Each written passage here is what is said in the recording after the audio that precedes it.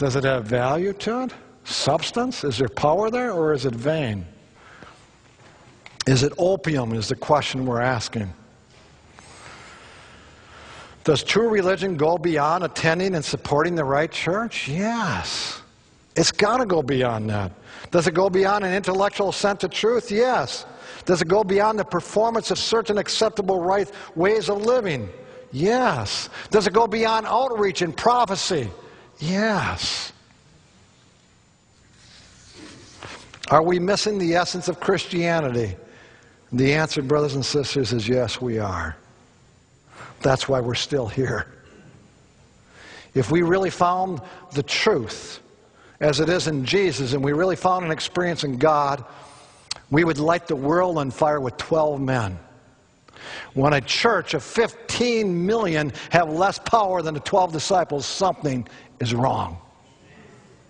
Simple math. Something is drastically wrong. In millions of homes, Christianity has not prevented us from hurting those we love with our own words. Shame on us. Could it be that our religion is, as the Bible describes it, in vain?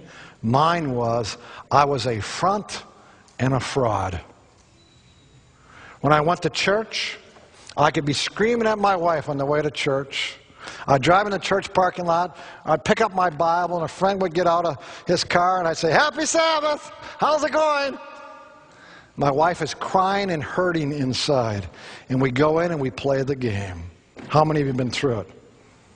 How many of you want to tell the truth? Oh, that's vain, friends. I'm sorry. We're missing something. That's why God sent me to the wilderness. I'm not here to tell you to go to the wilderness. I'm here to tell you need a wilderness experience with God. Right where you're at. Right where you're at. God is everywhere. Where you are, God is.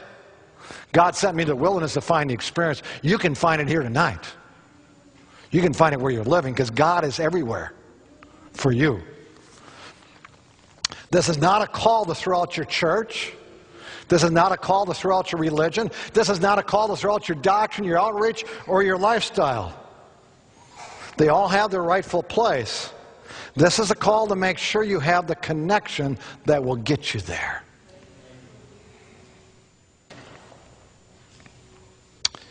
You know, we say we're the church of Revelation, and rightfully so. But you know what I think? I think we need to be the church of Genesis first. And I think we ought to start right with Genesis 1:1. In the beginning, God. He was, He is, and He's there for you. I think we got to go back to Genesis 1:1 before we preach Revelation 14. And then our Revelation 14 will have power to it. In the beginning, God. He was, He is, and He's there for you, and He'll get you out of your problems. That's my religion. Religion is to connect us to our God, not to itself, not to a system of belief, and not to a worthy work. That can all be idolatry. The Jews had idolatry when they believed in the temple of the Lord. And when the Roman legions surrounded Jerusalem and slaughtered the Jews ran to the temple because they thought the temple would save them, and the blood, we're told, ran out of the temple. It was idolatry.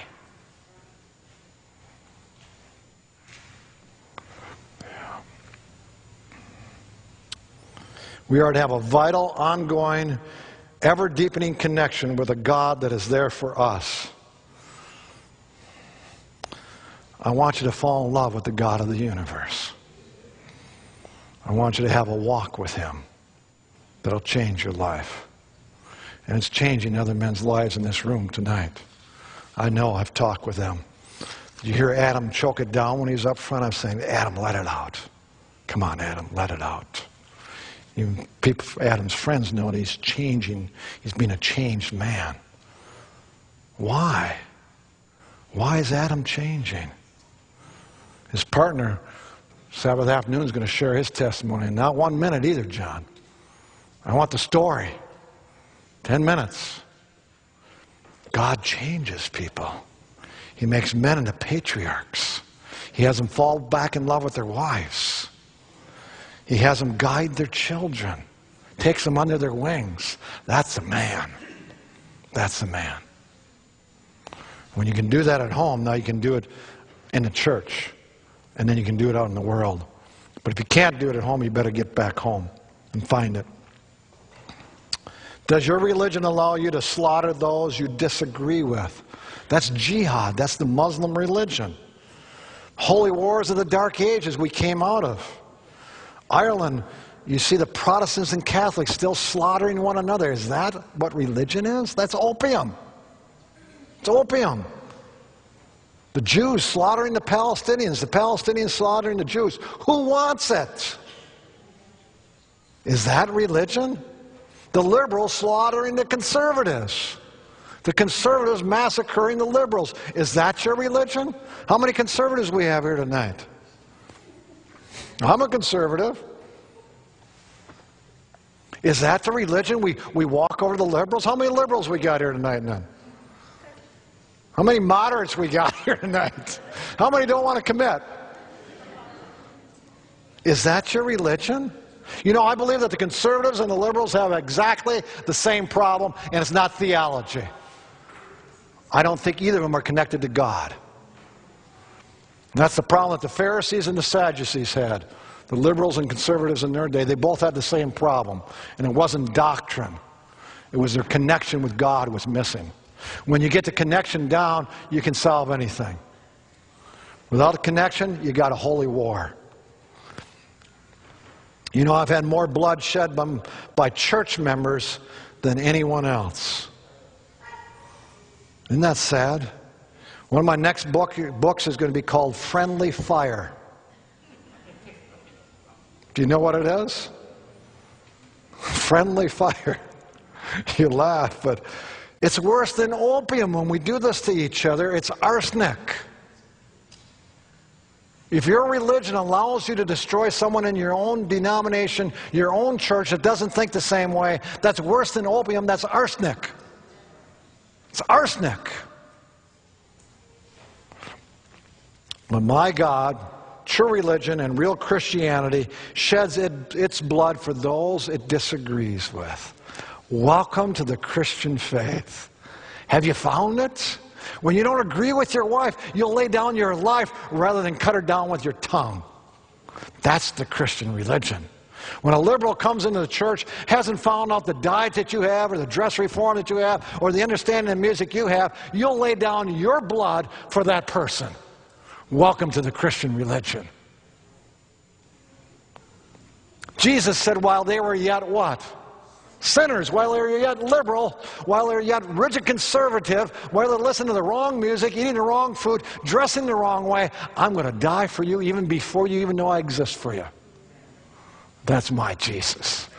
That's my God. Welcome to the Christian faith. Have you found it? It's liberating. It frees you from that Hitler inside that wants to rule over you. The religion of Jesus' denomination shed the blood of its own Messiah. How sad. But my God and true religion and real Christianity empowers me to live above that Hitler inside of me. Is your religion doing that for you? Because Jesus said, by their fruits, what did he say?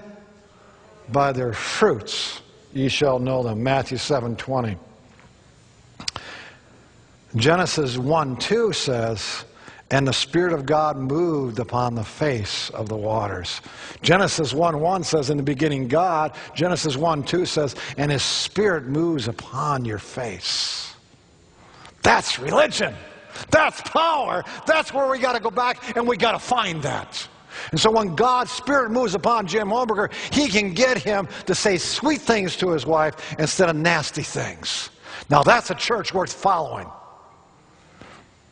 And when I learn how to do that, then God allowed me to prophesy and tell future events. But until I can treat my wife like a queen, like she needs to be, I need to leave the prophecy and future events alone. That's algebra. I got to learn how to add and subtract. That's Genesis 1 and 2. Where are you at?